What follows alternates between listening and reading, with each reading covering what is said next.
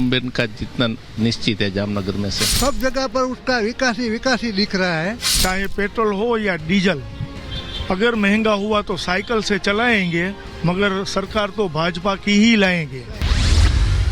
तो चुनाव शुरू हो चुके हैं और अब हम आ पहुंचे हैं गुजरात के जामनगर। जी हां, गुजरात का जामनगर, जहां 1951 से लेकर 89 तक तो कांग्रेस का ये गढ़ रहा है, लेकिन 1989 के बाद अगर हम 2004 और 2009 को छोड़ दें तो बीजेपी का कब्जा यहां पर रहा है और 2 बार से पूनमबेन यहां पर लगातार जीतती रही हैं।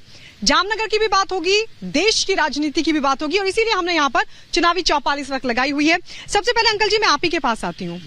अभी जामनगर में क्या सियासी माहौल आपको समझ आ रहा है?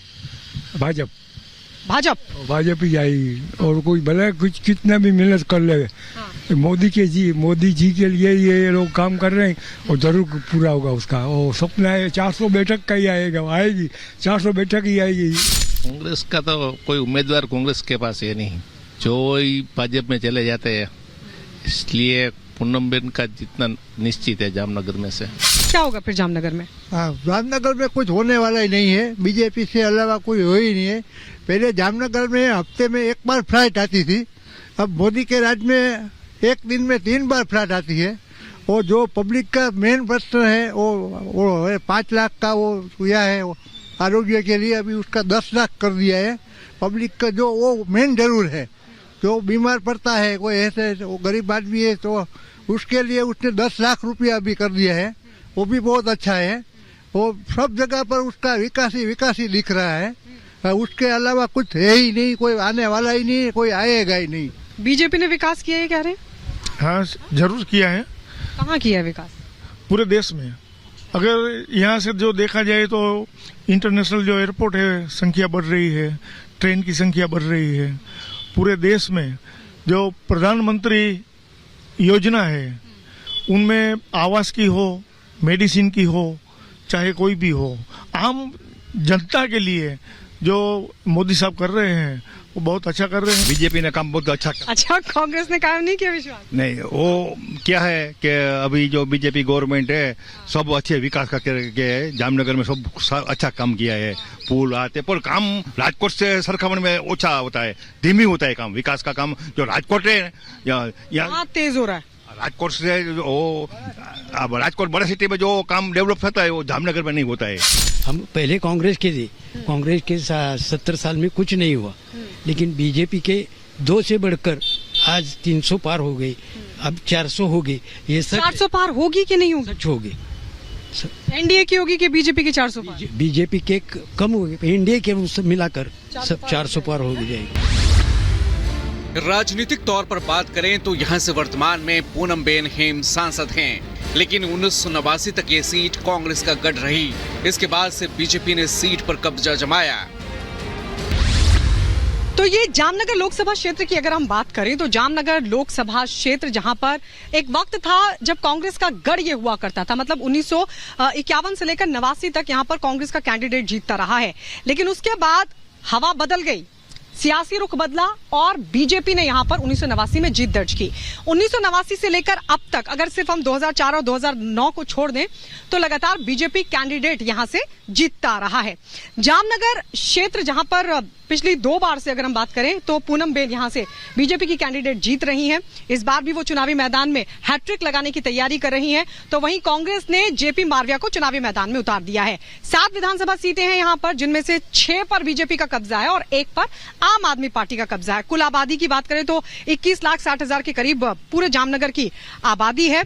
और साथ ही आपको ये भी बता दें कि यहाँ की अगर हम जातीय समीकरण की बात करें तो सबसे ज्यादा यहाँ पर पाटीदार समुदाय के मतदाता हैं और ऐसा माना जाता है कि पाटीदार समुदाय के मतदाता जिस भी उम्मीदवार के पक्ष में वोट कर देते हैं वही उम्मीदवार जामनगर से जीत जाता है। औद्योगिक तौर पर संपन्न, हस्तशिल्प और कला के लिए प्रसिद्ध इस शहर में कांग्रेस को लेकर नाराजगी है। इसके पीछे लोग कई वजहें गिनवा रहे हैं। तो विपक्ष रहा भी नहीं है, विपक्ष में कोई सारा नेता नहीं है, सब बीजेपी में चला गया है।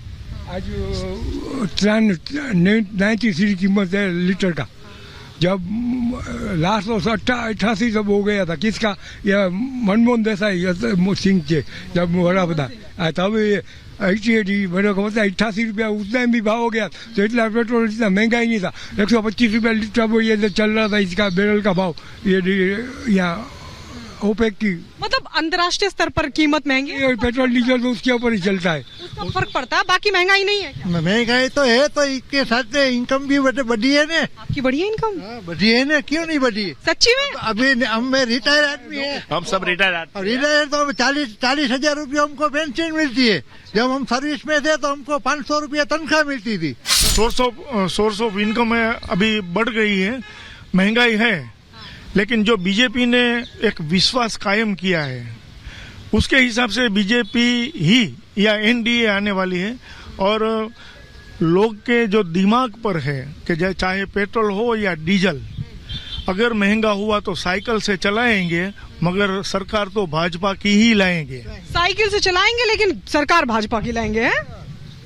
तो ये क्या है सब, अब जो मेन पॉइंट ही है कि स्वरोजगारी, यहाँ जो ग्रेजुएट होते हैं लोगों पढ़कर उसको नौकरी नहीं मिलती है, उसमें भाजपा को थोड़ी इसमें ध्यान, रोजगार के मुद्दे पे काम, रोजगार, युवा लोगों को रोजगारी नहीं मिलती है। वो महंगा जो रोजगारी मिलेगा ना तो इसको महंगाई नहीं लड़ेगी।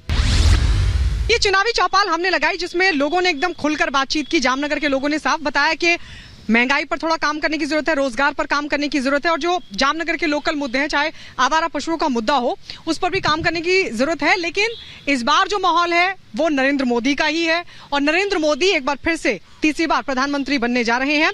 और साथ ही लोगों का साफ कहना है कि 26 की 26 सीटें बीजेपी के खाते में जा रही है।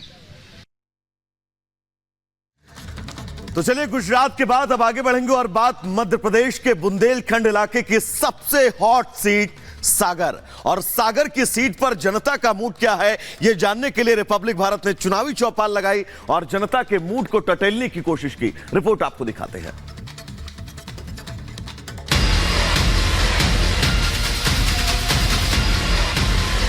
सारी महिलाएं, मेरा अपना ऐसा मानना है कि मोदी जी के साथ। तो कांग्रेस के पास ना तो कोई नेता है, ना कोई नेतृत्व है, ना कोई निर्देश है। हमारा देश सुरक्षित हाथों में है तो मोदी जी के हाथों में है। चली रे देखो चली के मोदी जी की लहर चली।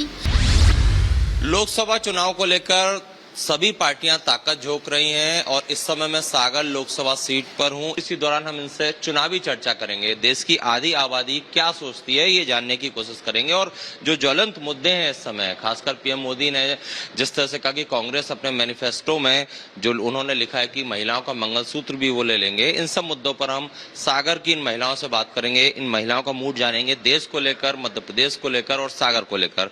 सबसे पहले तो मैडम मैं ये जानना चाहता हूँ, इस बार किसकी चलने वाली है देश में, मध्य प्रदेश में, बीजेपी की या इंडी गठबंधन? बीजेपी की। क्यों? ये है ही नहीं मोदी जी के सामने।